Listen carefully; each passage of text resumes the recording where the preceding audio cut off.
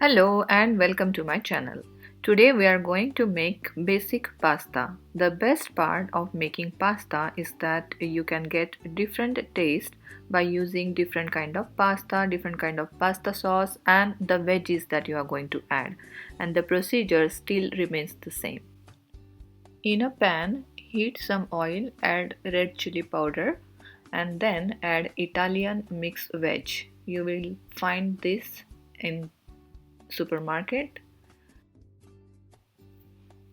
Then add pasta sauce, mix it well, cook it for 2 minutes and then add boiled pasta.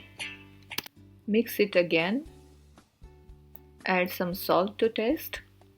Pasta sauce also has some salt, so keep that in mind. Add knoflook powder, that is garlic powder. Then add crushed herbs.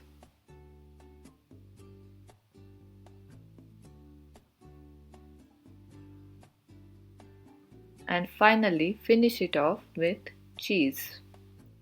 Go with cheese slice or shredded cheese, up to you. And that's it. The pasta is ready. Enjoy!